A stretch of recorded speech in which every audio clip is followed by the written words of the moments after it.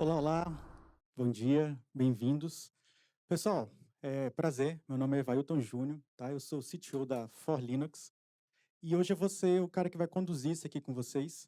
E é um evento legal para poder falar sobre IA e eu quero contar com a participação de todo mundo aqui para poder conversar, se comunicar, tá? E trocar ideias, que é o ponto principal desse evento aqui, tá?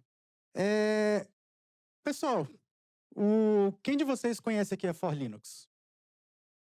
Ó, que bom, já tem mais gente aqui, ó, que bom. Tá? Mas vocês conhecem a For Linux por quê?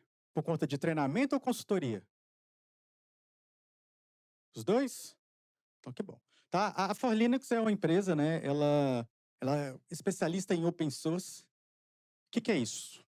Tá? A gente mexe com Linux? Sim, também a gente mexe com Linux, tá? Mas qual que é o principal da gente, tá? A For Linux ela trabalha com ferramentas open source, por exemplo, Kubernetes, Cloud, banco de dados open, CI/CD, tá? E LLM também. A For Linux é uma empresa que já está no ramo de criar produtos com novidades do mercado há muito tempo. Um dos grandes exemplos, tá? É que a For Linux ela trabalhou num projeto de criação de pontuação de redação mesmo antes de existir o ChatGPT, mesmo antes de existir o Claude, tá? A gente trabalhou num projeto onde utilizou Machine Learning, um projeto acadêmico, tá? E então a gente já utiliza o IA há muito tempo, então depois que a gente tem esse viés de inovação dentro da For Linux. Pessoal, como é que vai ser o evento aqui hoje? Vou explicar rapidinho, tá? A gente vai começar com a palestra, com o Samuel tocando essa palestra, e logo em seguida, a gente vai dar uma pausa de 10 minutinhos de banheiro e tudo mais. E depois a gente retorna para cá e a gente vai fazer uma mesa redonda, um bate-papo com esse pessoal fera que está aqui, tá? Vai conversar um pouquinho com vocês. E a ideia desse bate-papo é todo mundo interagir, tá? Não só o pessoal que está aqui na frente. Então, vocês vão poder mandar perguntas, conversar com a gente aqui e sair bem alinhado aqui sobre os assuntos. Um ponto importante, a gente vai ter um sorteio. Então, quem quiser pegar o QR Code aí, tá? Vou deixar um tempinho para vocês. Esse sorteio, ele vai sortear os cursos novos da For Linux, a gente está com os cursos de LLM, tá? Então, quem quiser, lembrando, tá, pessoal? Como é um evento corporativo, eu preciso que vocês se cadastrem com o e-mail corporativo de vocês, tá bom? Se chegar Gmail, a nossa ferramenta de sorteio, ela vai bloquear. Então, cadastrem com o e-mail corporativo de vocês aí, beleza? Todo mundo escaneou? Então, beleza. Pessoal, então eu queria convidar aqui para vocês o Samuel. Samuel é nosso gerente de tecnologia da For Linux, tá? Ele preparou uma palestra sensacional para vocês aqui hoje. Samuel, bem-vindo. Pode Obrigado. mandar bronca aí. Obrigado. Obrigado. Saudações, pessoal. Bom dia. Tudo bem? Pô, eu gosto de ouvir as pessoas, sabe? Me prova que bom dia. Aí, pô, é importante. Vamos lá. Se não vejamos, vamos começar. Hoje eu trouxe uma analogia, né? A sua empresa, você, eu, nós, eu, tu, eles, nós, vós, eles, criamos dinossauros com IA. E agora, quem vai controlar esse parque cheio de bichinhos que foram criados? Muitas vezes, na verdade, todo mundo aqui que acessa LinkedIn certamente viu aquela época onde a moda era postar os custos exorbitantes da fatura da Anthropic. Certamente vocês viram isso, né? A galera usando Cloud Code ali e tal para poder codar, e quando chegava no fim do mês, uma fatura enorme. Isso é um exemplo. Claro, um exemplo um tanto quanto simples, mas é um exemplo do que pode acontecer se a gente não controlar muito bem aquilo que nós estamos criando utilizando inteligência artificial. E hoje nós vamos falar nessa palestra, eu vou dar um caminho, digamos assim, da POC até você transformar a sua ideia num produto de verdade utilizando LLM Open Source com soberania, com adequação a LGPD, com tudo que é necessário para criar um projeto profissional adequado, de grande e larga escala, utilizando só software open source. Muito bem, quem sou eu? Bom, sou Samuel Gonçalves, dentre outras coisas, sou gerente de tecnologia na For Linux, já estou aqui há mais de 5 anos, sou consultor nas áreas de segurança ofensiva e DevSecOps, principalmente. Eu sou autor do livro DevSecOps na Vida Real, o guia que você deveria ter lido antes. No final eu vou botar um QR Code do meu contato e lá tem o link se vocês quiserem adquirir o livro. Por enquanto, só na versão digital, mas eu estou terminando a edição da versão impressa que vai sair pela Novatec logo muito em breve. Inclusive, o Marcelo, que está aqui, que é sócio da For Linux, eu tive a honra de tê-lo escrevendo o prefácio do livro. Então, pô, comprem pelo prefácio. É sensacional. Leiam. Passou. Leiam o prefácio, tá? O resto do livro, brincadeira. Tenho mais de 15 anos de experiência com tecnologia, mais de 8.000 alunos ensinados em mais de 60 países. Então, eu tenho muitos alunos, eu sou professor também. Tenho alguns cursos meus online. Sou professor da Universidade Federal de Goiás, sou professor da Universidade Senai FATESG, também em Goiás, moro em Goiânia. Sou músico, sou contista e pretendo lançar um livro de conto. Sou youtuber, só falta postar vídeo, mas o canal do YouTube tá lá. E sou podcaster também, mas falta gravar os podcasts. Mas assim, é legal para botar no, sabe? Fica bonito, né? Youtuber, podcast. Enfim, e sou evangelista do software livre, minha carreira toda foi construída com software livre e eu realmente acredito no poder que o software livre tem de mudar a sociedade. Muito bem. Bom, nós sabemos, fazendo uma analogia lá com Jurassic Park, que foram criados dinossauros. O doutor Cabeça lá criou os dinossauros porque ele tinha recursos naquele momento para criar dinossauros.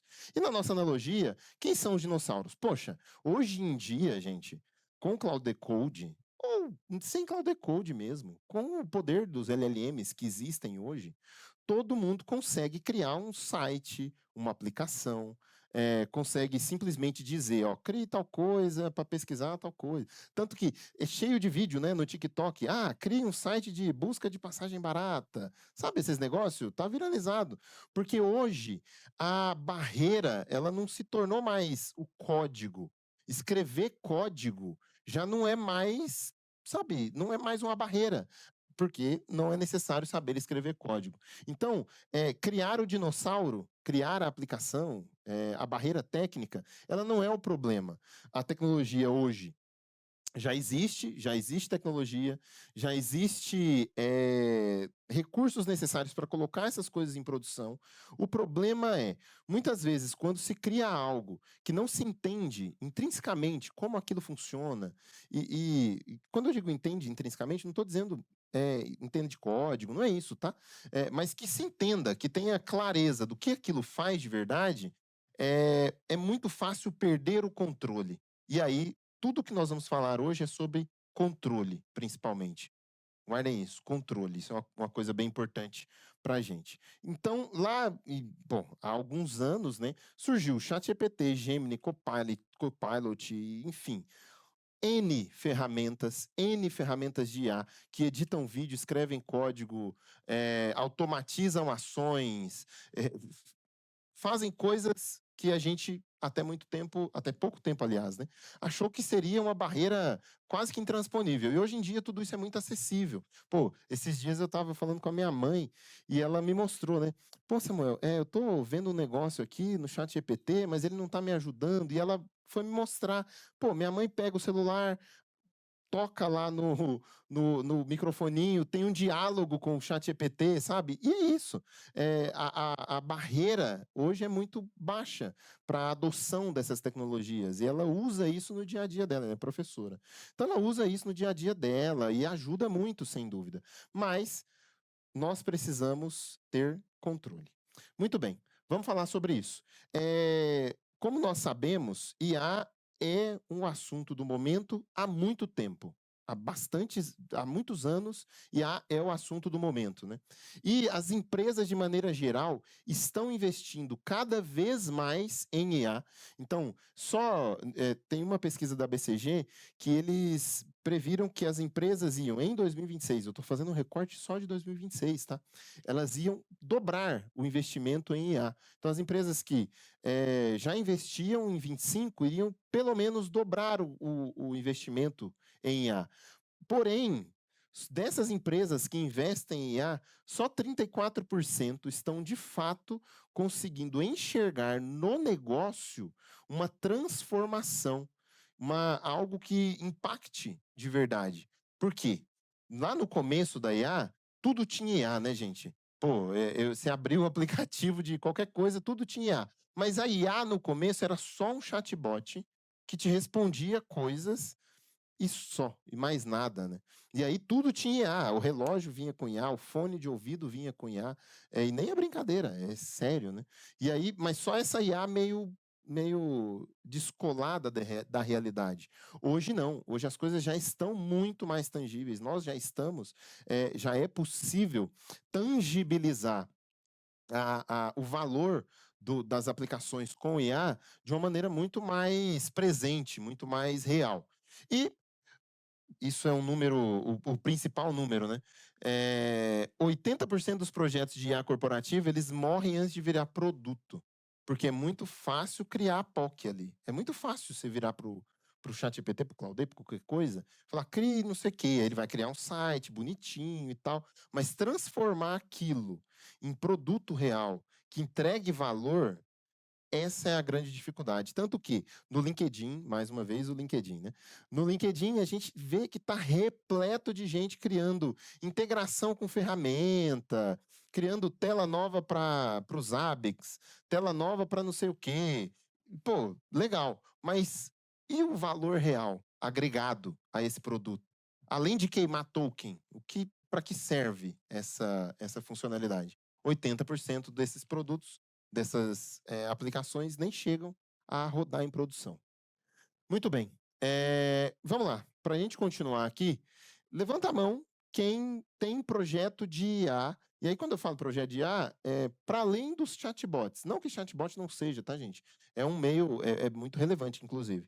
Mas, principalmente para além disso, né? Quem tem projeto de IA rodando hoje, em qualquer nível, assim. Legal, legal. Bacana, bacana. E o restante é tudo, né? Não? Certeza? Nadinha? Legal. Muito bem. E quem usa IA? Aí agora a pergunta é diferente. Quem usa IA no dia a dia para qualquer coisa, desde pesquisar o restaurante que vai comer, legal. Todo mundo, bacana. Muito bom. Isso aí, pô, eu adoro. Eu faço ranking dos melhores restaurantes da cidade, comparando com a avaliação do Google, do Foursquare. É sensacional, eu também uso bastante. E então, gente, beleza. Todo mundo usa IA. E algumas pessoas já têm projetos de IA rodando e que vão ser e que se tornarão produto, né? O objetivo de quem tem projeto de IA rodando é tornar isso um produto. Muito bem. Quando a gente começa a fazer qualquer projeto, principalmente em TI, a primeira coisa que a gente sempre tem que pensar é na arquitetura que vai suportar tudo isso. E aí, muitas vezes, isso acaba sendo muito comum, tá? O arquiteto que desenhou a solução não se preocupa muitas vezes com a legislação local. Pô, esse software que eu estou criando atende a LGPD? Os dados que eu vou trafegar aqui no meu ambiente, eles vão passar por onde? Eles saem do meu computador, vão para um LLM que está rodando onde? Fazendo o que com os meus dados? Lembra do controle que eu falei no começo? Isso é você começar a olhar para o produto de uma maneira muito mais madura, talvez eu diria, no sentido de controlar tudo aquilo que você está fazendo, entender aquilo que você está entregando de fato. Então, a pergunta não é nem, eu uso IA e tal, meu projeto tem IA, mas aqui a gente já começa a olhar para, de fato, para onde os dados que essa IA está manipulando vão. Para onde esses dados vão? Onde esses dados trafegam? Para quem é da área de TI, sabe que na LGPD existe um cuidado e um apreço muito grande para onde os dados vão. quando a gente fala de LGPD. Se os dados permanecem no Brasil, se eles saem do país ou não, se eles são processados ou se eles só trafegam por servidores, se eles trafegam criptografados ou não, enfim, uma série de detalhes. E aí, quando a gente simplesmente pega o contrato do cliente, sobe no ChatGPT e manda ele analisar, talvez a gente esteja incorrendo em uma falha grave de segurança, sem nem saber, né? Sem nem, pô, nem me liguei nesse objeto, né? Muito bem. Observando, como o Evailton disse, a For Linux é uma empresa com mais de 25 anos já, sempre atuando no mercado open source, e a gente trabalha com IA desde muito antes do ChatGPT nascer. Ele citou o exemplo do software com IA, com machine learning, que faz a pontuação de redações do Enem, mas não só isso, tá? Antes do ChatGPT estourar, nós já tínhamos no nosso ambiente de sala de aula, que é o AIA responde antes do ChatGPT estourar. Ou seja, a gente já tinha o ChatGPT antes do próprio ChatGPT nascer, né? Ou seja, nesse tempo todo, a gente observa e vê muitos projetos com IA nascerem e morrerem. E diante disso, eu levantei 5 principais pontos que eu julgo serem os principais, não os únicos, mas os principais motivos e motivadores para que projetos de IA morram. Sabe, aqueles 80% lá, certamente morreram por conta desses 5 motivos. O primeiro, o lock-in de vendor. Isso pode ser um problema muito sério, tá? Quando eu digo lock-in de vendor, eu estou aqui com o meu chat GPT hoje, tal, rodando no GPT-4o, por exemplo. Nós sabemos que a OpenAI, ela pode, amanhã ou depois, sem aviso prévio, sabe? Ela simplesmente pode tirar esse modelo de produção. E aí o seu software todo rodava naquele modelo, tunado, com fine tuning, sei lá, tudo treinadinho, tudo organizado, seu código escrito para aquele modelo. E aí a OpenAI vai lá e mata o 4o, tira ele de produção. Ou aconteceu recentemente com a Anthropic, né, para não dar exemplo só da OpenAI, a Anthropic lançou o Fable 5, depois de alguns dias, tiraram o Fable 5 do Brasil. E eles podem fazer isso, o produto é deles. Isso são exemplos de que se a gente se amarrar a um fornecedor, seja ele qual for, por conta do modelo, por conta da fabricante, ou por conta de qualquer coisa nesse sentido, isso é um ponto muito sério. Porque o sucesso do meu negócio, o funcionamento do meu software acaba amarrado ao, ao fornecedor, ao que o fornecedor está me entregando. Então, o lock-in de vendor é um problema. E isso de maneira geral, tá? Não só com IA. Outro ponto que eu também comentei, a ignorar a LGPD. Isso é um problema muito sério. Hoje a LGPD não tem nada, não fala nada sobre uso de LLMs de maneira geral. Porém, eu não tenho dúvida que falará, tá, gente? De verdade. Nos próximos tempos aí, nos próximos meses, talvez, nós vamos ver, talvez anos, não sei, depende da velocidade, né, de que tudo se desenrolar, mas eu não tenho dúvidas que os dados processados por modelos de linguagem passarão a constar claramente na LGPD. Mas, mesmo que não conste nada sobre IA, a LGPD é muito clara sobre dados. E sobre dados, com o que nós já temos da LGPD, a gente já consegue criar aplicações que estão e são completamente adequadas, utilizando tecnologias que já existem, completamente acessíveis. Então, é algo realmente bem importante. Outro ponto é o cálculo de TCO, muitas vezes mal feito ou até ignorado. E aí o custo para escalar o software acaba ficando oculto. Porque, pô, eu contrato aqui um plano de R$ 100 por mês da IA XPTO, começo a codificar meu programa, conecto a API dessa IA de R$ 100 por mês ali, mas quando o meu software começa a escalar, esses R$ 100 por mês já não vão dar mais. E aí eu começo a pagar por token. Aí no primeiro mês eu pago, sei lá, R$ 200 de token.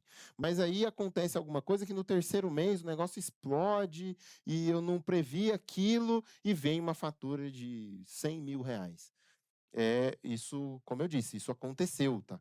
E é algo, acontece mesmo, e é um problema extremamente sério. Isso é capaz de levar uma empresa à falência, a depender do tamanho do rombo, né? Claro.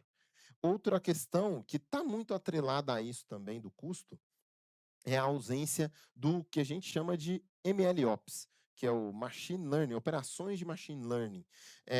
Só dando um contexto breve, no mundo de TI existiam e ainda existem, né, vários silos, por assim dizer. Tem o time de infraestrutura, o time de desenvolvimento, o time de Machine Learning, segurança, enfim, N times. Cada um desses times geralmente é chamado por algum apelido, por assim dizer. Virou convenção, né, que o time de operações, pessoal, é o time que sustenta todo o ambiente, é o time que cuida de servidor, é o time que cuida de rede, segurança. Normalmente é o time que sustenta a operação, tá? Uma operação de TI normalmente é sustentada por um time de operações. O time de operações, principalmente antes dos anos 2000, era visto como o menino da TI, sabe? Aquele cara que liga o cabo, pluga a tomada. Hoje em dia, ele é parte do negócio. Na verdade, faz muito tempo que ele é parte do negócio. E nesse sentido, o que é MLOps? Nada mais é do que trazer as boas práticas de sustentação, por assim dizer, para o ambiente que tenha machine learning, IA, AIOps mesmo, de trazer essas boas práticas e ter monitoramento, trace do que a sua IA faz. Por exemplo, na minha empresa todo mundo usa IA. Quem hoje gerencia, você que trabalha numa empresa que tem aí algum plano de alguma IA contratada, você sabe se o gestor do seu ChatGPT, Claude ou qualquer outro LLM consegue ver todas as consultas que foram realizadas lá no seu LLM? Perguntão, não precisa responder, são perguntas retóricas. Além disso, dá para saber, por exemplo, se um dado está vazando, porque vazamento de dados com IA é um negócio muito sério. A gente sabe que, se eu informar meu CPF para o ChatGPT e alguém perguntar qual é o CPF do Samuel, pô, ele não vai me responder. Ele não vai responder qual é o CPF do Samuel. Porém, quando a gente sobe um contrato, algo maior, um contexto, a gente sabe que empresas, que as big techs, elas vão usar aquele dado, certamente, para treinar o modelo, e em uma versão posterior do modelo, alguém que estiver fazendo um contrato do zero vai falar: crie um contrato do zero para mim sobre tal coisa. A chance do seu contrato, das cláusulas que você colocou, daquilo que você demorou anos para poder parir um contrato, sabe? Que fica amarradinho com o seu negócio, com outra coisa que é muito séria. As pessoas pedem conselho para o ChatGPT sobre modelo de negócio, estratégia empresarial. E aí a pessoa vai falando lá e coleta a estratégia empresarial de outras empresas. E aí esse é o vazamento de dados que muitas vezes acontece nesse tipo de ferramenta, tá? E, como eu disse, sem governança de resposta, né? Isso é algo importante também. Por exemplo, todo mundo da empresa tem acesso à ferramenta de IA. O RH, ele tem acesso a determinadas informações, o financeiro a outras, o marketing a outras, e por aí vai. Imagine que o analista de marketing resolve chegar na IA e perguntar qual foi o faturamento trimestral da empresa no trimestre tal. Pô, essa informação é informação financeira. Então, esse analista de marketing não poderia ter acesso a isso. Do mesmo jeito que ele não poderia chegar e falar, qual é sei lá, a versão do SSL que a gente roda no site tal, sabe? Que é uma informação puramente de infraestrutura. Então, é necessário ter governança das respostas da IA. E tudo isso é possível e eu vou mostrar para vocês, pronto, daqui a pouco, tá? E aí, eu trouxe um case fictício, tá? Só um minuto, deixa eu pegar uma água aqui.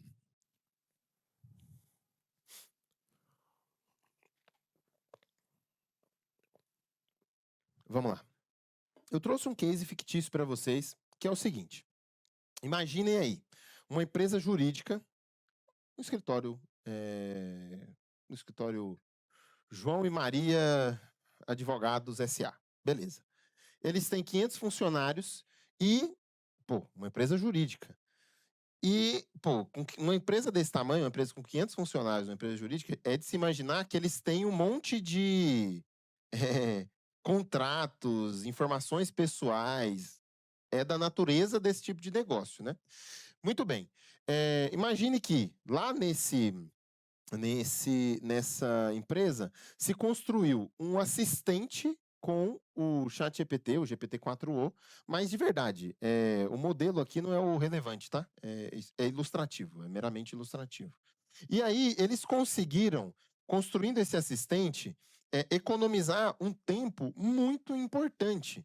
Por quê? Porque eles precisavam ler um monte de contrato, buscar jurisprudência sobre determinados assuntos. Isso levava muito tempo das pessoas pesquisar, correlacionar eventos, correlacionar dados, entender se o caso era o mesmo tipo, se a natureza era a mesma, enfim. Todos os embrólios, né, relacionados a isso. Beleza, o que eles fizeram? Colocaram lá um assistente, tiveram uma economia de 4 horas por semana por advogado, pô, legal, então já se pagou. Porém, ninguém viu, por exemplo, ninguém se atentou que os dados de casos em andamento estavam trafegando para a API da OpenAI, que não tem servidores no Brasil, a gente não consegue garantir que os dados estão rodando aqui, por exemplo.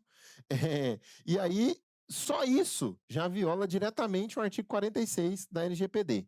Outro problema, a fatura que antes era R$ 800 foi para R$ 18.000 por mês, do nada, tá? Por quê? Porque o crescimento do time, o crescimento na adoção da ferramenta, no começo 10 advogados usavam, depois os 500 começaram a usar, isso fez com que o custo escalasse. Outro problema, o fornecedor atualizou o modelo sem aviso prévio, o que antes era extremamente preciso e funcionava muito bem, passa a não funcionar tão bem assim, o modelo começa a alucinar e vários problemas começam a acontecer. Isso, sei lá, poucos meses depois do problema da solução ter sido implantada. Muito bem, qual seria a solução, né? E aí eu vou mostrar para vocês aqui uma stack que eu montei na minha máquina. Bom, migrar totalmente para um stack open source, on-premises, no caso. Eu estou rodando tudo na minha máquina, eu explico direitinho para vocês. Os dados ficariam, então, dentro da empresa, ou seja, é perfeitamente possível controlar quem tem acesso a esses dados e quando. E a gente tem uma auditoria completa de tudo o que acontece dentro do modelo. Vou mostrar para vocês. Vamos lá. Com licença.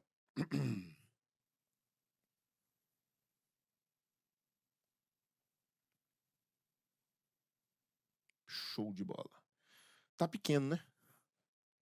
Deixa eu aumentar aqui. Ficou legal? Show. Tá. Isso aqui é uma aplicaçãozinha que está rodando na minha máquina. Eu fiz essa aplicação com o Cloud Code, exatamente para, né, facilitar. Mas basicamente é o seguinte. Deixa eu mostrar para vocês aqui. Perfis, letra grande. Tá tudo rodando em Docker. Container ls. Se eu não mostrar a tela preta, não sou eu. Basicamente, eu estou rodando tudo em Docker, tá? Então, o que eu tenho aqui, tá? Eu tenho a aplicação web, esse web app aqui. Eu estou usando o Langfuse, vou explicar o que é o Langfuse daqui a pouco. Estou usando o Grafana, o ClickHouse, o Postgres e o Redis e o MiniIO, tudo isso para suportar o Langfuse, que eu vou explicar o que é. E estou rodando aqui com o Olama, não sei se vocês conhecem o Olama, é um software extremamente popular aí. Eu estou rodando o modelo, deixa eu dar uma olhada. É o Queen, agora eu não lembro. Olama LS. Queen. Estou usando o Queen 3, 8 bilhões. Acho que é 8 bilhões mesmo. Eu fiz um teste com 8 e com 4 bilhões. Tá, então eu estou usando esse modelo, tá, localmente, tá rodando na minha máquina. E, basicamente, além dele, eu estou usando esse modelo para fazer um embedding dos textos também. Legal. Então, eu estou usando esse modelo rodando local na minha máquina. Então, não estou usando nenhuma API de terceiros, tá? Estou usando simplesmente o modelo local. E, basicamente, o que eu fiz, tá? Imagine o seguinte, nessa empresa, desse case fictício que eu falei para vocês, uma empresa jurídica, 500 funcionários e tal. Eu subi um monte de documentos para esse banco de dados, Postgres, que eu mostrei para vocês ali, e ali dentro, imagine o sistema da empresa, tá? E eu subi documentos jurídicos, documentos de RH, documentos financeiros, documentos onde tem. Pô, imagine os documentos da sua empresa, documentos que têm informações da empresa. Eu trouxe aqui 3 consultas prontas, digamos assim, porque essas eu já testei quanto tempo leva para a resposta, né, que é de 5 a 16 segundos, então é rápido, e depois eu vou mostrar para vocês um chat ao vivo, digamos assim, que pode demorar um pouco mais. Então imagine o seguinte, ó, eu vou rodar essa pergunta, tá?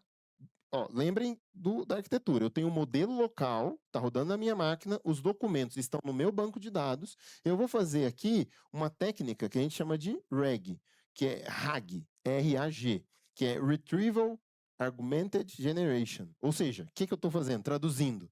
Eu pergunto para o modelo de linguagem algo sobre um contexto específico. Nesse caso, o contexto específico são os documentos da empresa que estão no banco de dados, certo? O contexto pode ser o contexto que você determinar, ok? Mas nesse caso específico são os documentos da empresa. Muito bem. Se eu rodar uma consulta aqui, ó, alguém do departamento jurídico vai lá e pergunta quais as cláusulas desse contrato apresentam risco de LGPD.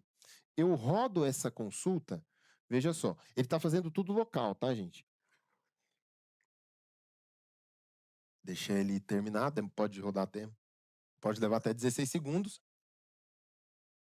32 GB de RAM. E o modelo, essa é uma pergunta bacana. Essa máquina ela tem 32 de RAM, mas isso é indiferente, tá? Porque o modelo que eu mostrei, ele tá na minha placa de vídeo. Aí eu tenho uma placa de vídeo de 6 GB nessa máquina. Então o modelo está todo carregado na placa de vídeo. Mais uma vez, de maneira simplificada, tá? Bem rasa, superficial, mas só para vocês entenderem. Toda vez que a gente carrega um modelo de linguagem, qualquer modelo, localmente, o que ele faz, em suma, é pegar todos os dados dele, que ele tem, e subir esses dados, no caso, em memória de vídeo, em VRAM, tá? Então ele ocupa toda a VRAM com as informações do modelo. Mais uma vez, como eu disse, isso é grosso modo, não é tão simples assim. E existem hoje vários modelos que rodam direto na memória RAM, tá? É perfeitamente possível, não precisa ter exatamente VRAM. Muito bem, eu rodei a consulta, ele fez essa pergunta, né? Quais as cláusulas desse contrato representam risco de LGPD? Isso aqui, ó, eu tenho um script. Tudo isso aqui, gente, eu posso passar o fonte para vocês, tá? Sem nenhum problema, tá no GitLab, no meu GitLab. Vocês podem averiguar, né? Porque seria muito fácil eu plotar uma mensagem, né? Que não foi nada para a internet. Mas realmente não foi. Basicamente, eu tenho um software em Python, um código em Python aqui por baixo dos panos, que consulta o LLM que está conectado, né, via RAG ali à base de dados, e ele lê os contratos que tem ali, no caso tem um contrato. E ele vem falar, ó, a cláusula tal do tratamento de dados pessoais representa risco de LGPD, enfim. Ele justifica, ele dá a resposta, né, a tal cláusula tem risco de LGPD. E aqui, como é RAG, né, como a gente está buscando a informação dentro de uma base conhecida, dentro de um escopo conhecido de conhecimento, por assim dizer, ele me mostra aqui quais são os contratos. No caso, é um arquivo só, né? Que é o contrato de prestação de serviço de tecnologia, número tal. Então, ele vai falar qual é a página, qual é o departamento daquele documento. Tá? A mesma coisa, ó, isso aqui é o tempo que ele levou para responder. Então, ele levou, no total, 10,7 segundos para responder essa pergunta. Se a gente for observar, gente, de verdade, tá? Pô, Samuel, 10 segundos é muita coisa, cara. Pô, como é que, né? É tempo demais. Já pensou se eu tiver que esperar 10 segundos? Mas se a gente observar que eu tô rodando tudo na minha máquina, tô fazendo tudo sem consumir nada externo, consultando uma base de dados, validando a veracidade, digamos assim, tá? Dos dados dentro de uma base controlada, sabe? Eu tenho um desempenho, e mais, numa aplicação não otimizada, tá, gente? Isso aqui é uma aplicação simples, extremamente simples. Em uma aplicação que tem cache, enfim, que a gente monta uma arquitetura muito mais robusta, isso aqui eu não tenho dúvida que a gente consegue reduzir 95% desse tempo, tá? Isso com arquitetura e tudo mais. Então a gente tem uma resposta rápida, né? 10 segundos.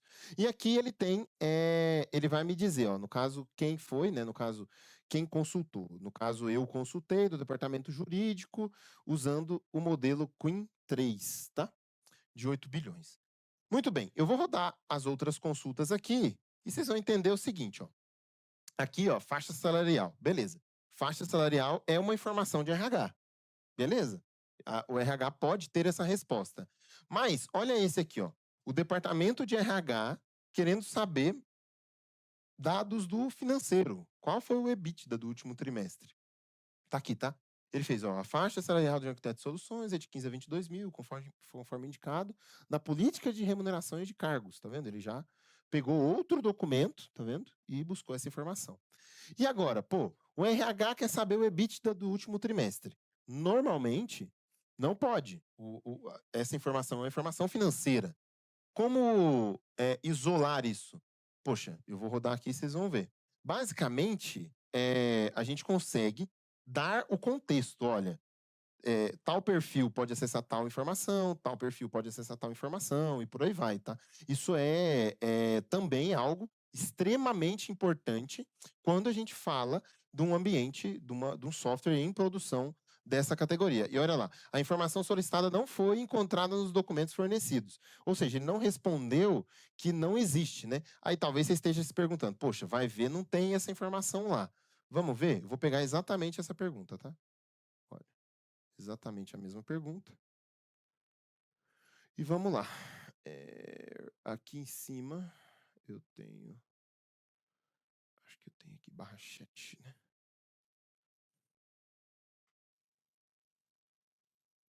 Legal. Ó, vou pegar agora como financeiro, tá? Eu sou do departamento financeiro e vou rodar essa pergunta. Qual foi o EBITDA do último trimestre?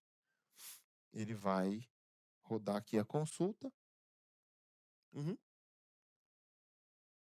Sim. Perfeito. Existem várias formas, essa pergunta é excelente. Existem várias formas de fazer esse controle. Como eu estou fazendo aqui? Eu tenho em 2 lugares. Eu tenho no código, no próprio código, eu tenho quem acessa o quê. Então, a aplicação, ela já oferece um guardrail. Porém, eu também tenho uma restrição na base de dados. Então, quando chega lá, no caso, quando eu vou fazer o RAG, eu já chego com a informação, departamento, na chamada de API, eu já mando o departamento, é obrigatório, tá? Na minha aplicação que eu escrevi é obrigatório. Eu tenho que mandar o departamento e tenho que mandar a query, né? A pergunta que eu estou fazendo. E aí ele já bate o departamento com a permissão que existe ali. E aí, no meu exemplo, eu fiz um exemplo de 3 departamentos.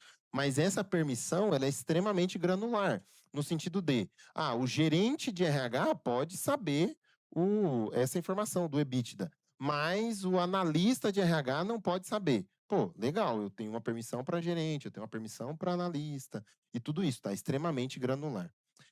Vamos lá, eu fiz a pergunta do EBITDA, né? E olha aqui, ó, o EBITDA do último trimestre foi de tá lá.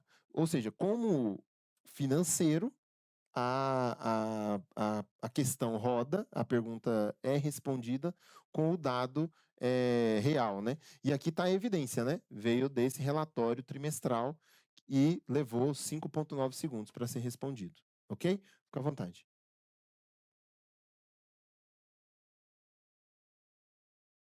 Perfeito.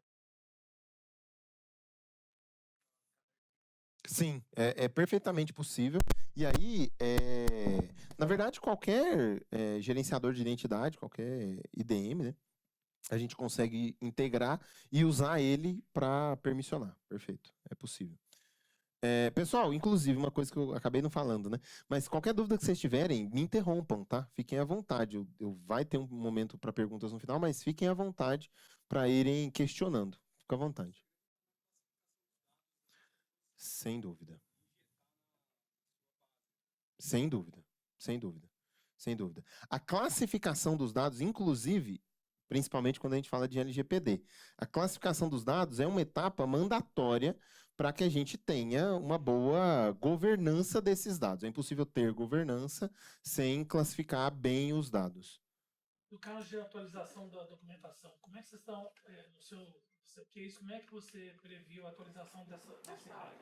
Excelente. O que acontece? Num exemplo, nós temos esse exemplo que eu estou dando, como eu disse, tá? É um exemplo fictício, eu trouxe dados fictícios, enfim, tudo dado fictício.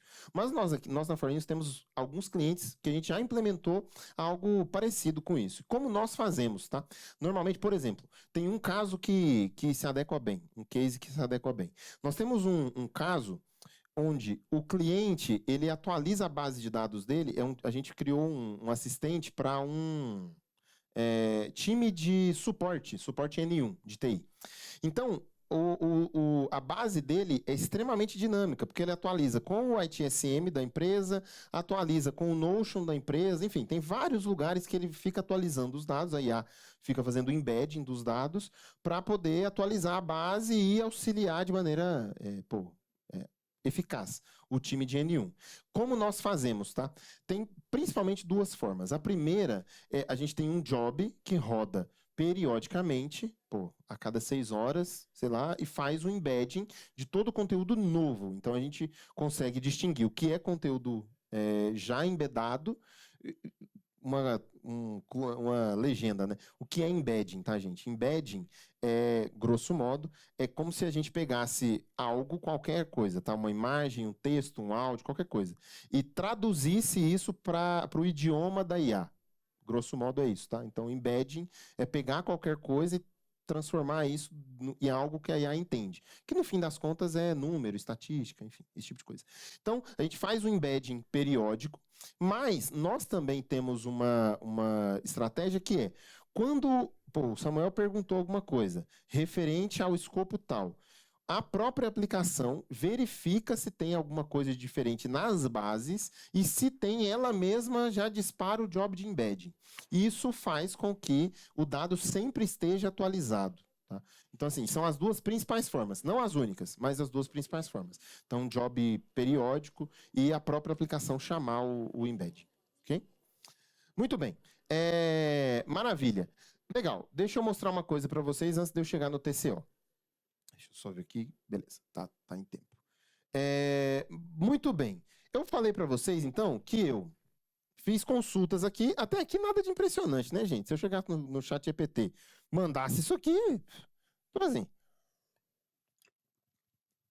todo mundo faz isso aqui todo dia, né? Sobe contrato pro chat GPT, pergunta e ele responde. Então, até aqui tudo bem.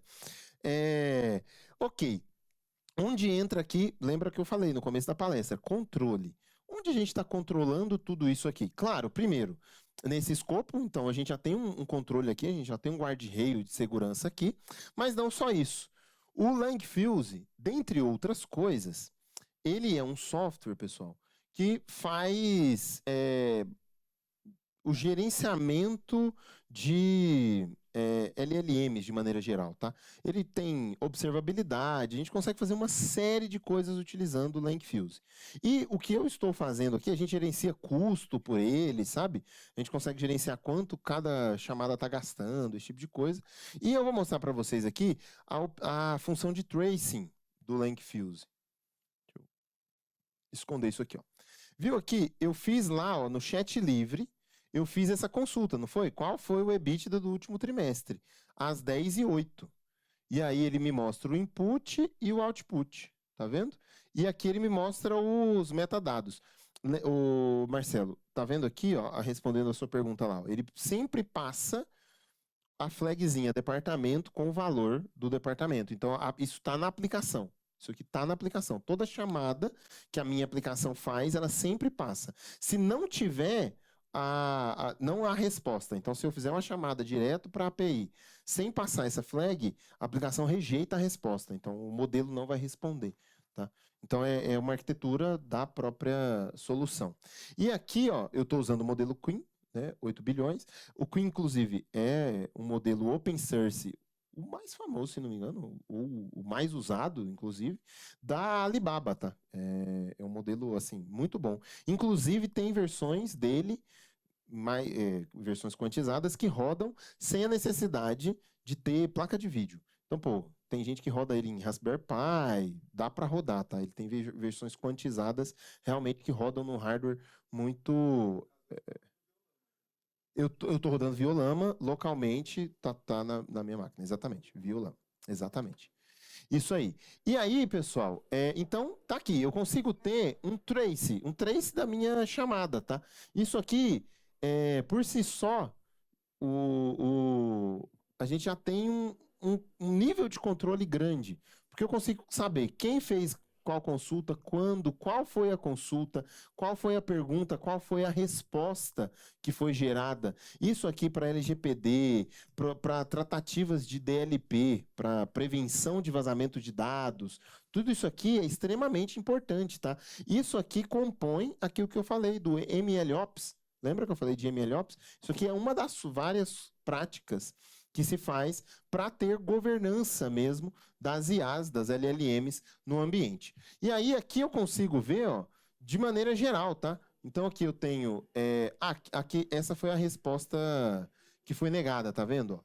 O EBITDA do último trimestre não foi encontrado nos documentos, por quê? Porque o departamento era RH, tá vendo? Então eu consigo saber exatamente aqui o que aconteceu e quando. Para além disso, puxa, deixa eu dar um F5 aqui. Deixa eu pegar aqui dos últimos uma hora. Danadinho. É sempre assim, né, gente? Devia ter tirado um print. Isso aqui é o Grafana, tá, gente?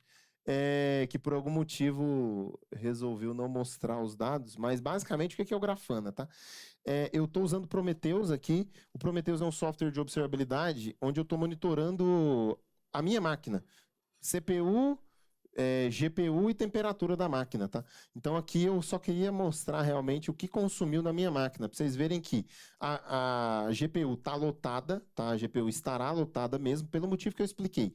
O modelo está totalmente carregado dentro da minha memória de vídeo, então o modelo foi completamente carregado para lá, então ele está 5 GB, ele está consumindo 5 GB dos 6, 100% o tempo inteiro, 5 GB, mas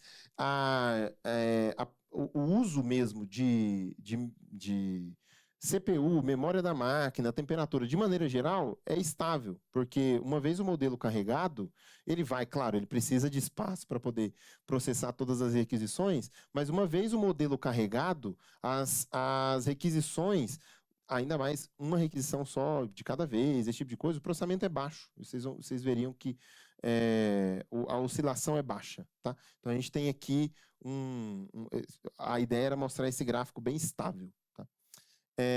E aqui o RAG, tá? Isso aqui basicamente eu tenho a latência e o volume de todos os dados, de todas as chamadas que foram feitas para o modelo, tá? Então aqui eu tenho de onde veio a chamada, no caso veio do chat livre, qual foi o modelo, qual o departamento, quanto tempo em milissegundos de inferência, enfim, todos esses dados da chamada mesmo, tá? Então eu consigo aqui ter uma observabilidade completa. E aqui, claro, né, um gráfico simples que mostra que eu tive 63 consultas do RH, sempre o time mais comunicativo, né? Então sempre conversando e tal. O jurídico, 37 consultas, e o financeiro, somente 3, que é o mais objetivo ali, né? Faz as coisas mais breves. Muito bem. Então, ok. Muito bem. De maneira geral, até aqui alguma dúvida sobre RAG? Pode ficar à vontade. Essa aplicação Hang Loose, é Hang Loose que fala? Langfuse. Muito bom. Desculpa.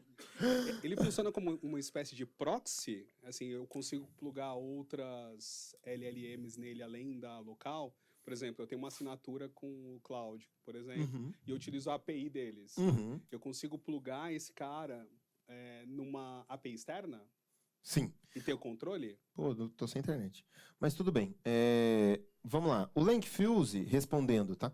O Langfuse é um software completamente open source, é um software desenvolvido pela comunidade, e ele faz muito mais do que o tracing. Respondendo especificamente sua pergunta do proxy. Ele tá mais para um APM do que para um proxy, propriamente dito. Então, ele não é necessariamente um APM, tá? Mas é só para comparar. Então, ele está mais parecido com um APM do que... Ele está mais parecido com software de observabilidade do que para um proxy. Porém, sim, respondendo a sua pergunta, você consegue plugar qualquer IA, qualquer uma. Inclusive, aqui na home do LinkFuse, ó, aqui não tem nenhum dado porque eu estou usando só o LLM local. Mas ele tem aqui, ó, ele tem a parte de custos. Inclusive, a função para a qual ele é mais usado é justamente para controlar custos.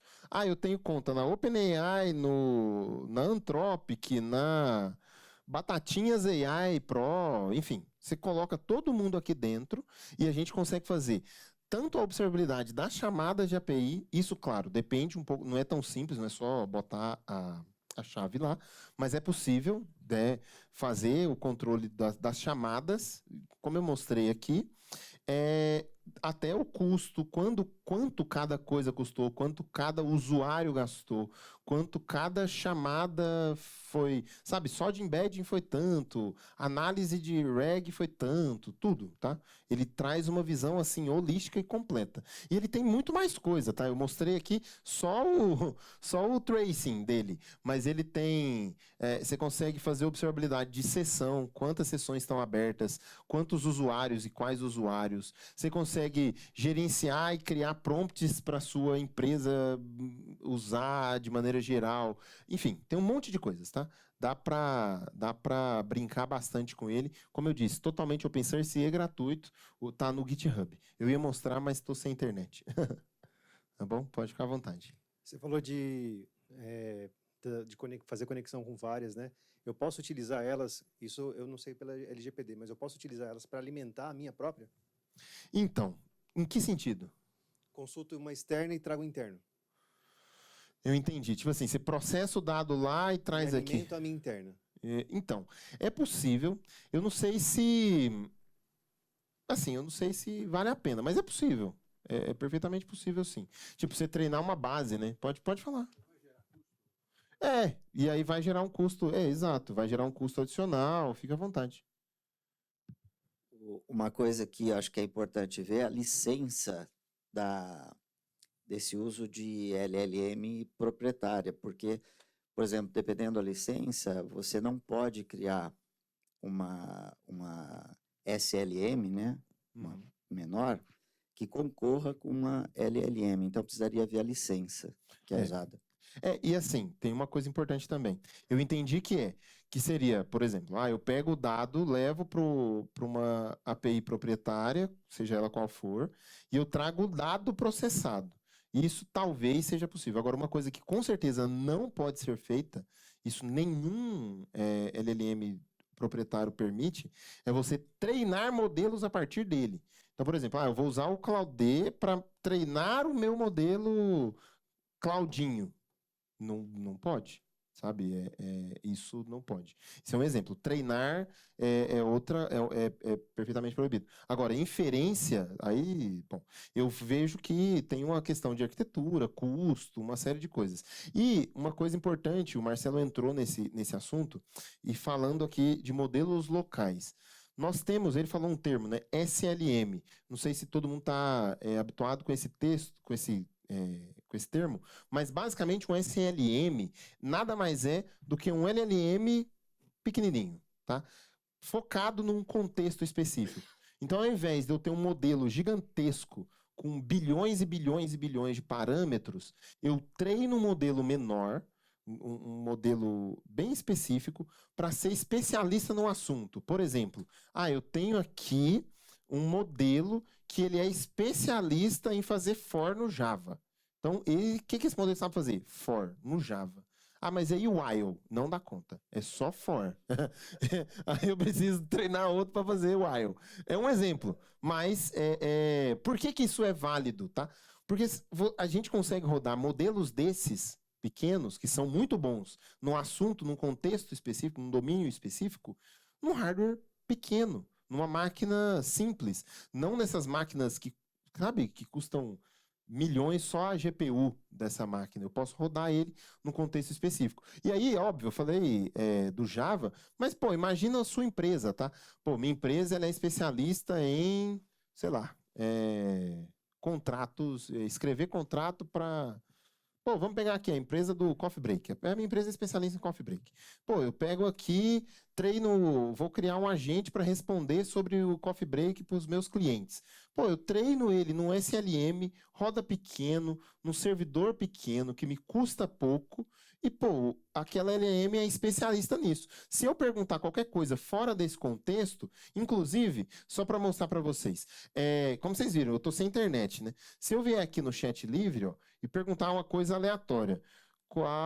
Me dê uma receita de miojo com farinha. Sei lá. E aí eu perguntei. É uma coisa extremamente aleatória, claramente não tem um documento sobre isso. Ele não vai me responder. Por quê? Porque esse chat, essa aplicação, você vai ver que ela vai responder assim, não achei nada sobre isso nos documentos. Por quê? Porque essa aplicação, ela é uma aplicação que ela só responde sobre aquilo que ela sabe. Se não está nos documentos, se não está ali naquele contexto, ela não responde. Pode ficar à vontade. Na direção da pergunta do colega, eu quero usar este modelo aqui para garantir o LGPD. Então, eu, como escritório de advocacia, tenho ali um caso, eu quero analisar possíveis saídas para esse caso, mas eu não quero passar para o LLM externo as informações do meu cliente, ou o meu caso, ou mesmo que o seu escritório. Eu posso usar esse modelo para refinar essa pergunta, colocar o caso o cenário no LLM externo, para que ele me traga as melhores opções para aquele caso, sem passar as minhas informações e garantir o LGPD? É possível, só que aí o ponto é o seguinte, no caso do escritório de advocacia, por exemplo, é perfeitamente possível a gente rodar, inclusive, no curso que vai ser sorteado, esse curso foi eu que escrevi e gravei. E lá no curso eu uso esse exemplo, tá? Esse case de exemplo de escritório de advocacia também. Lá no curso eu mostro muito mais, né? Mas a gente consegue pegar esses modelos e nesse exemplo ele não responde nada que não esteja nos documentos. Então, ele não conseguiria responder essa pergunta aberta. Só que é perfeitamente possível a gente usar um modelo desse para responder a pergunta aberta. E aí, mais do que isso, a gente fazer um processo que chama fine tuning, que é diferente de treinar o modelo, tá? Porque treinar o modelo tem um custo computacional muito alto, fazer o treinamento de um modelo. Mas o fine tuning tem um custo computacional consideravelmente mais baixo. E o fine tuning, grosso modo, nada mais é do que você ensinar coisas para o modelo. Então, a gente consegue pegar toda a jurisprudência possível, e pode ser uma base de dados gigantesca, tá? Teras, petabytes de dados, assim, é perfeitamente possível. E fazer o fine tuning do modelo para que ele entenda bem essa jurisprudência. E o próprio modelo local, para que esse modelo local te responda isso, sem a necessidade de você levar isso para uma API externa e tudo mais. Porque é possível? Sim, é possível. A gente poderia usar e fazer algum tipo de sanitização. Só que é aquilo que a gente estava conversando, né? O vazamento de dados em LLM, com modelo de linguagem, ele é muito mais sutil. O dado ele não vaza puro, mas ele vaza... ele se escorre, né, de certo modo, e quando vê, já saiu, né, já vazou de alguma forma, né? Então, é possível, respondendo objetivamente. Sim, é possível, mas vale mais a pena fazer um processo como um fine tuning, algo nesse sentido, justamente para trazer para mais próximo, para trazer mais para a realidade do modelo, tá? Imagina. Eu ia falar que hoje eu tenho um cliente, ele é uma rede de franquias de mercados em condomínios, que ele tem por todo o Brasil, e a gente implantou para ele um modelo desse que os franqueados acessam essa base. Lá tem todo o conteúdo, desde instalação, de tokens, modelos de pagamento, totem. Então, todas as perguntas que eles fazem estão dentro dessa base e sempre vai sendo alimentada e vai tendo uma conversa orgânica com a IA. E caso a gente vai direcionando ela para o nível de resposta, a gente quer, porque não pode ter dúvida nem ambiguidade, porque pode gerar um processo futuramente por parte do franqueado, né, por estar agindo fora dos contratos da franquia. E caso ele não consiga ter aquela resposta que ele esperava, a própria IA fala que ele não consegue ter essa resposta e transborda ele para o executivo de conta especializado daquela conta. Então, ele vai ter aquele segundo momento com o executivo que já é da conta dele, que é carteirizado, aquele atendimento. Então, ele passa tipo assim, as perguntas que estão dentro de tudo da franquia, ele consegue tirar dúvida, desde implantação a fornecedores, mas se não tiver, ele já é transbordado para para o atendimento dele. Pô, legal, bacana, né? Que é um caso bacana. E hoje vocês usam LLM proprietário ou vocês usam LLM open source lá? Não, a gente usa open source. Porque Open source, porque bacana. pelo Muito volume, bom. tipo assim, meio que funciona como um FAQ, né? A gente vai Uhum. explicar hoje para uma pessoa que não tem um atendimento. Então, todas as perguntas é com aquela base de conhecimento, então não vale a pena pelo custo. Uhum. Perfeito. Bom, legal, obrigado. Pois é. Então, pessoal, de maneira geral, essa parte, até aqui a gente está vendo bastante sobre dados, governança, segurança e tudo mais, né? Então, dá para a gente ter. E aí, ó, só dizendo, tá? Rodei lá a receita de miojo com farinha e ele não encontrou. Ele simplesmente responde que não encontrou. Ele não está inventando, ele não está. Mais uma vez, característica da aplicação, tá? Porque o modelo, ele é capaz. Se eu fizesse essa mesma inferência direto no modelo, com certeza ele me responderia a alguma coisa. Mas é porque a aplicação, inerente à aplicação, não encontrou. Pode ficar à vontade. Oi, minha dúvida seria no sentido de uma situação onde tem múltiplos usuários fazendo requisição da LLM ao mesmo tempo, ou uma aplicação agêntica, Uhum. requisitando o modelo o tempo inteiro, como seria feita essa concorrência? Perfeito. Sobre a concorrência, ela e aí sim a gente começa a entrar, por exemplo, no ponto onde o hardware começa a importar mais. Nesse exemplo, pô, eu rodo uma pergunta, uma inferência a cada 5 minutos, uma frase pequena, enfim. É muito fácil, né? A coisa meio que funciona ali. Quanto maior o volume de requisições, maior vai ser a necessidade de ter mais hardware para esse modelo rodar, e aí entram várias outras questões de arquitetura. Mas, respondendo diretamente, tá? Nós temos o principal lugar onde a gente enxerga e onde a For Linux implementa LLMs hoje é em Kubernetes. Por quê? Porque a gente tem a escalabilidade nativa do próprio Kubernetes. Kubernetes, pessoal, é um jeito, digamos assim, né, de rodar serviços, tá, containerizados, padrão de mercado, tá? Então, pô, todo mundo usa Kubernetes. Quando eu digo todo mundo, é todo mundo mesmo. Qualquer coisa que você abra no seu celular e o aplicativo que você vai usar, com certeza está rodando em Kubernetes, tá? Então, é um padrão de mercado. E aí o Kubernetes, ele já escala nativamente, então, ele vai tanto aumentar quanto diminuir o cluster conforme necessidade. O Kubernetes já tem mecanismos há bastante tempo que gerenciam VRAM, que já conseguem gerenciar tudo isso. E a gente tem o que a gente chama de AIOps, né? Onde a gente tem uma série de ferramentas que facilitam nessa escala, tá? Porque no momento de pico eu preciso de muito mais hardware. E esse hardware para rodar IA é um hardware naturalmente muito mais caro do que o hardware comum, por assim dizer. Então, isso é extremamente importante. Então, normalmente, a gente monta uma arquitetura muito maior. Sobre, por exemplo, é possível fazer um cálculo, tantas requisições, tanto de hardware? Sim, é possível. É o próximo assunto que eu vou falar, que é a parte de TCO, como calcular o TCO e tudo mais. Mas esse é um dos principais desafios quando a gente fala de uma solução que vai ficar por muito tempo, né, atendendo um volume consistente de usuários. Porque com o tempo, ele é um fator importante no cálculo de TCO também. Afinal, se o projeto vai durar um mês, eu não vou comprar uma máquina de R$200 mil. Mas se o projeto vai durar anos, aí compensa, entendeu? Não sei se te respondi. Tá bom. Legal. Não sei se você vai falar alguma coisa de prompt e como a diferença de usar eles num open source ou não, via API, se você vê alguma diferença. Então... Porque muitas vezes tem que contextualizar, né? E aí você coloca lá 100 mil, 200 mil, às vezes, para conseguir responder uma coisa muito simples. Sim. Então tem que ter essa gestão. tem uma forma de fazer junto com o Claude, com o GPT, mas no open source deve ter alguma outra forma, algum outro modelo, não sei. Minha curiosidade mesmo. Tá. Sobre, eu não vou, na palestra, não vou falar sobre prompt.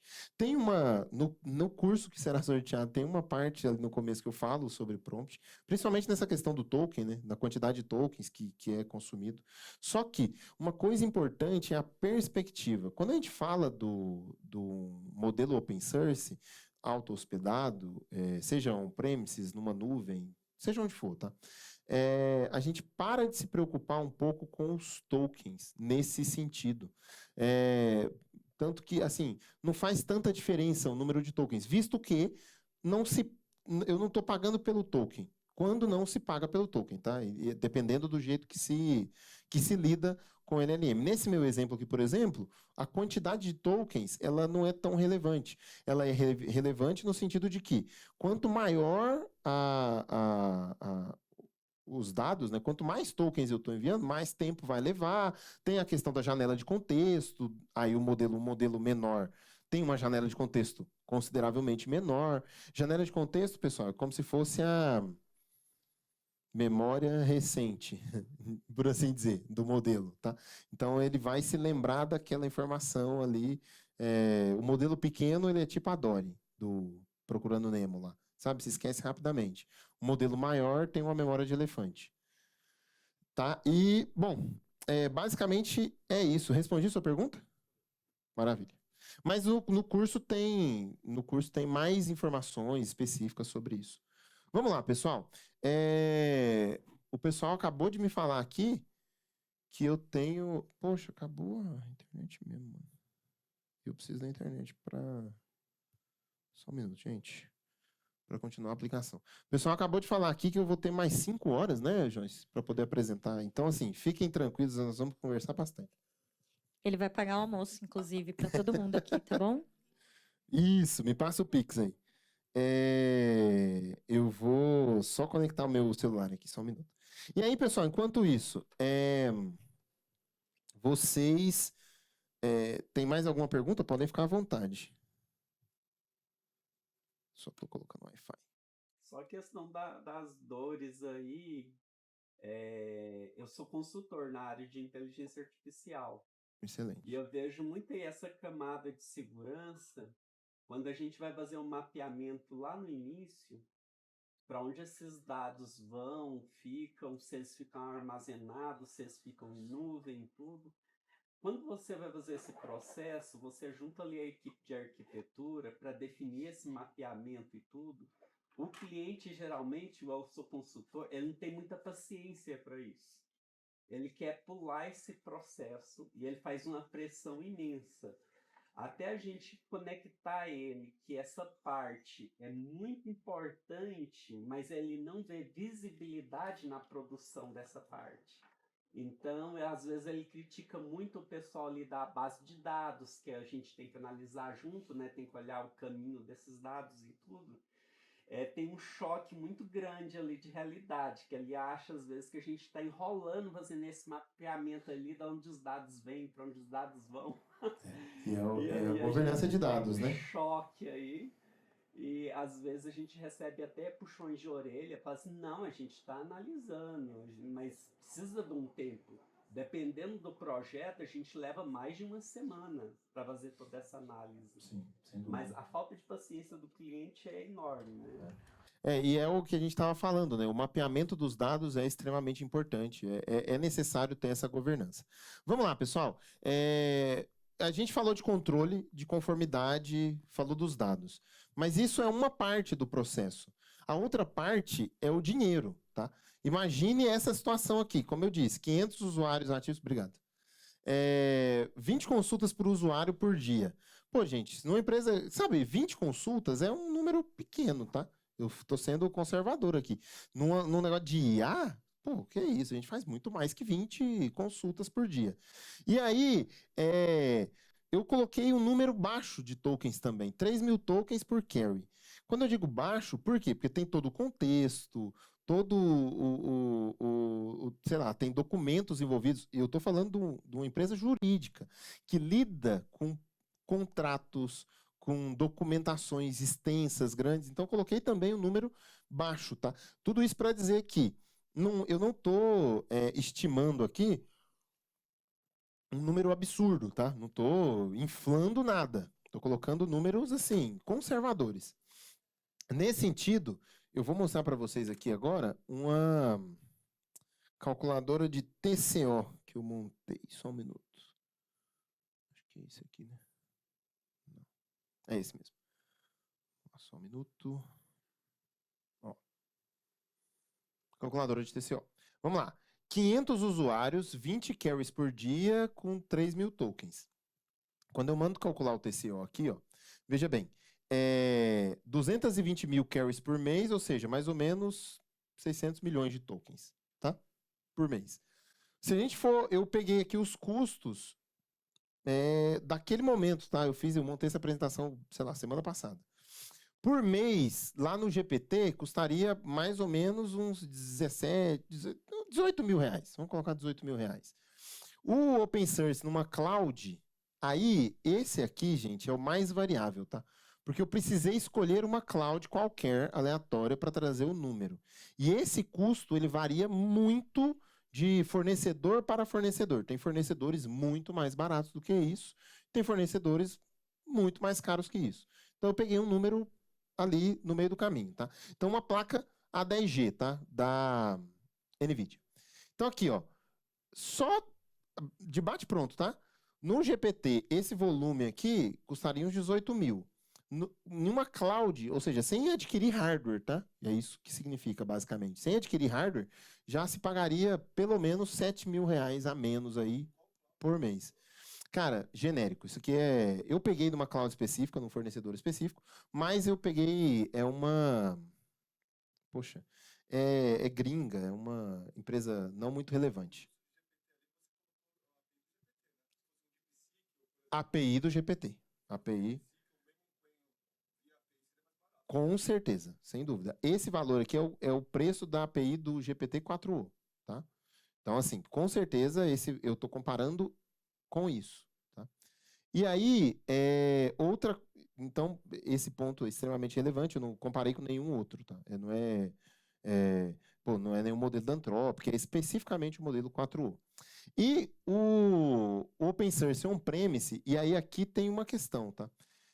Ele tem, o custo mensal dele seria muito menor, só que tem uma diferença muito grande. Só olhando aqui, talvez a gente pense, pô, muito simples.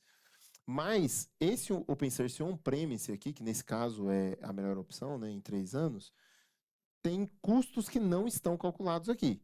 Por quê? Porque aqui precisa comprar o computador, precisa ter um profissional ou uma equipe que vai cuidar do hardware. Enfim, tem custos que não estão colocados aqui, tá? Energia elétrica, enfim. A própria manutenção do hardware, se queimou o HD no on-premises. E o hardware também perde, né? Ele deixa de ser, né, atualizado. Sem dúvida. Precisa de manutenção. Isso precisa ser considerado. E esse valor não está considerado. Aqui só tem o valor do hardware, tá? Ou seja, por que eu estou dizendo isso?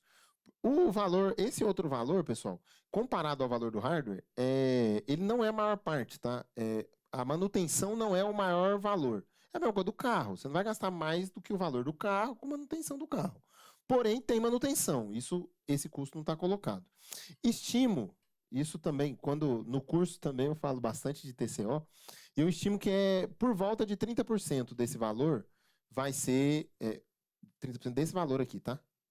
Desse valor, do valor total, vai ser gasto com manutenções durante esse período também, tá? E aí, beleza. Então, eu coloquei 3 opções. Eu só tenho essas opções, Samuel? Não, eu tenho diversas outras opções. Eu posso rodar o DeepSeek, eu posso direto via API, eu posso consumir o próprio Queen, eu posso rodar modelos diferentes, enfim, tem várias opções. O que eu quero trazer para vocês, e aqui isso é importante, tá? Uma vez que eu rode em uma cloud, se eu estou preocupado com LGPD, por exemplo, vou falar só de LGPD, o recorte da LGPD, tem que ter data center no Brasil. Tem que ser aqui, tem que ter data center aqui. Óbvio, a gente tem um monte de data center aqui que faz isso, tá? Que que presta esse tipo de serviço. Mas esse é um ponto importante. Ponto 1.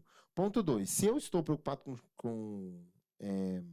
com LGPD, eu preciso saber onde, se eu vou consumir a API, né? Onde os meus dados estão indo, para onde eles estão indo. Então, pô, eu posso usar o DeepSeek? Sim, mas depende para qual dado, sabe? Então, assim, depende para qual é o uso. Depende do objetivo da aplicação. Por quê? Porque, pô, se é uma aplicação jurídica, ela tem um requisito. Agora, sei lá, às vezes não é. Às vezes é só um assistente simples, algo que não tem, que não lida com informações pessoais. Então aí o modelo ele fica muito mais flexível. E aí, bom, eu poderia, se eu pegar, isso aqui eu vou exagerar bastante, tá? Mas se eu colocar aqui, ó, esse mesmo caso com 100 usuários, ele vai me dizer, ó, ele já me recomendou aqui a API proprietária, tá vendo? Porque aí o volume de tokens, e aí tudo que faz diferença, tá? É a quantidade de tokens, tá, gente? Então a quantidade de tokens diminuiu, então basicamente eu consigo pagar pela API proprietária. Só que, mais uma vez, isso aqui é mais um dos argumentos. Isso ficou claro? A gente não decide qual modelo a gente vai usar, onde a gente vai rodar. A gente não decide nem só por preço, nem só por escopo de segurança, é um contexto. A gente precisa expandir e entender que tem um monte de variáveis, por assim dizer. Fica à vontade. Põe 10 mil funcionários. Desculpa. Claro. Põe 10 mil funcionários ali só para ver e. Claro, só um minuto. Dobra o número de consultas de 20 para 40, só para. 10 mil, né? E 40 consultas. E aí, pensando num negócio mais agêntico, põe lá 9 mil.